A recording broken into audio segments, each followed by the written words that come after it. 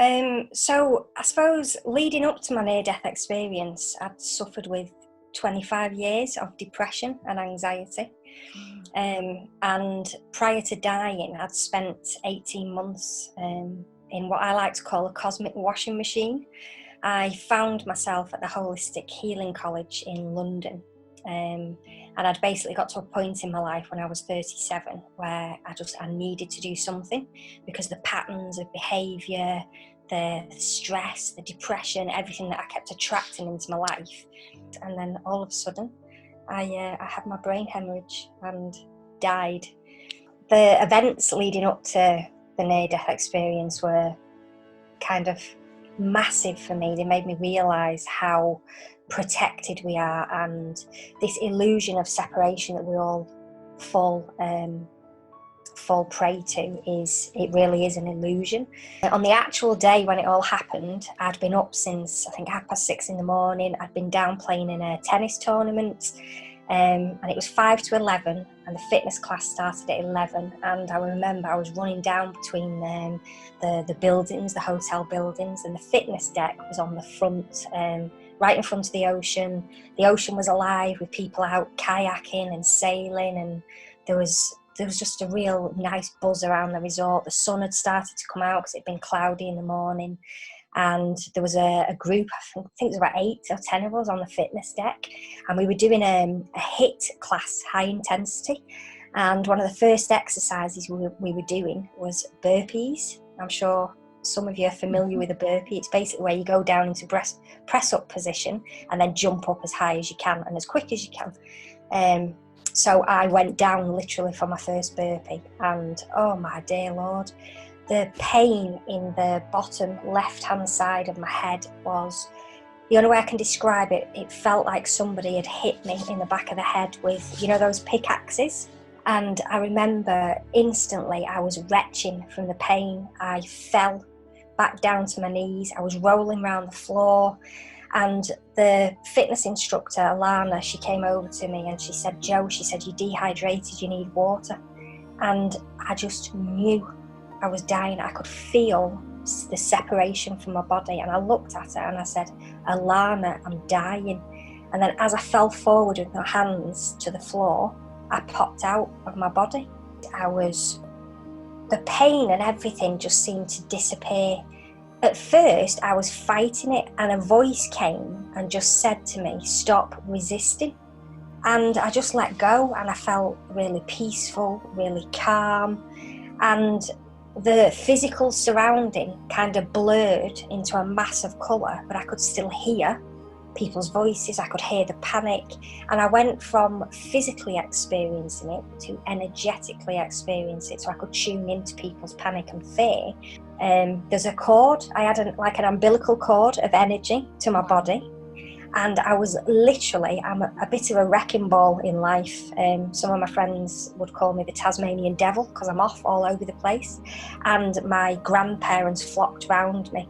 My great-gran was up above me, and she was pushing me away from the tube, the tunnel of light that people talk about. She was silhouetted by it, and she said to me, "No, child, it's not your time." And then my great-granddad, he appeared to the left of my granddad, who passed in 2009. And he basically said to me, "Listen, Joe, this has to happen here, and it has to happen now, but you are going to be perfectly okay." And then I was with them. It was bizarre. I was in the same reality as 3D. I was obviously still on Earth. I was still next to my physical body. But in terms of where I was energetically, I was in a different dimension. And what I came to realise is that dimensions aren't destinations. They're a way of, an energetic way of being, a way of thinking, it's just the way you are. It's not like a linear process like we experience in human form. So then 24 hours more or less passed, over 24 hours passed. And the next thing I remember was being back in my physical body, which was really bizarre. But just going back to the divine interventions before I carry on with my story, when I passed on the fitness deck, they were calling, my family lovingly were calling me. I was from pain to on the deck. My heart stopped. The paramedic who saved my life was holidaying in place of her friend who couldn't come. So she took her place last minute, and she was right next to me on the fitness deck. She performed CPR and hooked me up to the defib. The paramedic, the ambulance station for Croatia was right next door to resort. So the paramedics got to me in under 4 minutes. Wow. The surgeon who they flew in to perform the surgery on me was the specialist in his field in Europe, and he was holidaying in Croatia. So they airlifted him in via a helicopter to save my life. So this is what I mean by you've got an army of people around you. So anyway, I came to in the hospital, and my granddad was still with me, and I could feel myself connected more to my physical body, and the motion of colour that I experienced when I left gradually came back, and it was kind of morphing into, it was almost like, do you call them kaleidoscopes? And then there was a man stood in front of me, and he was talking to me, but I was tuning into his feelings more than his words, because his words were very distorted. Couldn't really make head and a tail of what was going on. I could hear lots of beeping, see machinery, and then my mum appeared, and her head was silhouetted by the clock, and the clock read 4:05 in the afternoon. And I remember thinking, my God, that was a bad headache. And then my mum explained to me that I had suffered a brain hemorrhage caused by an aneurysm, which I didn't know I had. And obviously the exercise had caused this aneurysm to burst. They had taken me to the first hospital in Croatia, and they had scanned me and confirmed that I'd had a brain hemorrhage, but they weren't equipped to deal with me. So they had to blue light me 3 hours across country. My mum was so upset that they wouldn't let her in the ambulance, so she had to go and hire a car and travel 3 hours across country using a sat-nav on a phone, not knowing where she was going and not knowing whether I was dead or alive. And then when she did get to hospital, they wouldn't let her in, because obviously I was down in surgery, so she's had to wait till the following day. The brain surgeon said that he couldn't see any long-term damage, but obviously he wouldn't be able to say how long it would take me to fully recover. Now, miraculously, I walked out of hospital 10 days later with absolutely nothing wrong with me. And the surgeon and the team just said that I was a miracle. Statistically, what they said was only 1 in 4 of people who have what I have make it to hospital. Of those 1 in 4, 70% die, and the 29.9% that do survive tend to have long-term health issues or need a considerable amount of recuperation. It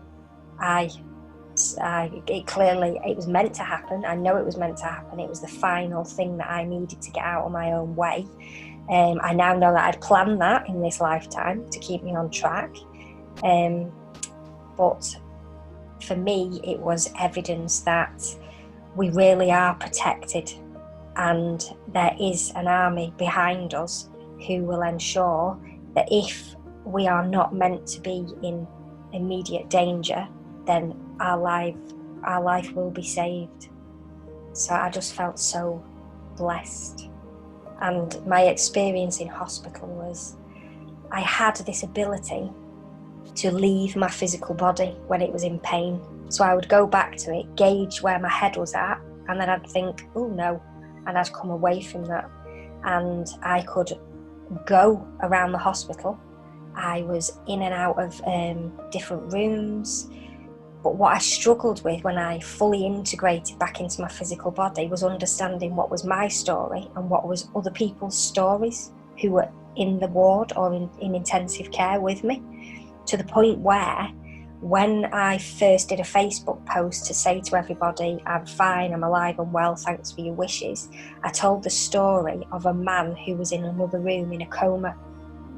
Not my story. So my mum had to help me understand what was my story and what was other people's story. I'd connected to him, and I was telling his story of how he'd had a massive stroke, and he'd ended up in a coma, and he was in his body, but he was able to hear and see what was going on. And my mum was like, "Joe, that's not your story. That's a guy who's in the next room. How do you know that?" It was kind of, having to make sense of everything that had happened to me, understand my own story, and then fully connect with my body. What I found really bizarre, I could be walking down the street and I could feel myself kind of coming out of my body.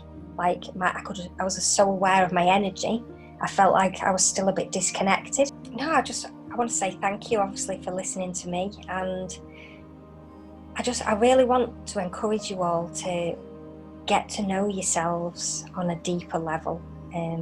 If you've got a spark of curiosity inside you, for example, something to do with a spiritual therapy, or something to do with past lives or energy work, whatever it may be, follow that curiosity, follow that spark. If you've got doubts in your mind about what you're seeing on the media, what's going on in your outside world, then look deeper into what you're being called to understand, what you're being called to reveal. And if any of you are in situations, whether that be a place or with people, or doing some kind of job that isn't serving you anymore, then don't wait until tomorrow. Don't put things off until another day, because when I say all we have is this present moment, I can't stress it enough. It's up to you to be happy. It's up to you to follow your passions. It's up to you to live a life that really does set your heart on fire. Because one day, you won't be in this life. Death doesn't exist as we believe it in the third dimension. Death to me is a rebirth. And I strongly believe that a lot of people on this planet, if not all of us, have had hundreds of lives and incarnations here on this planet. And a lot of people say that you only live once. But I say that you should live your life and be happy and follow your passions, because if you don't do it in this lifetime, you're going to come back here again and repeat the cycles and the negativity that you're trying to escape from in this life. So be brave, step past your fears, follow your passions, and live in the moment.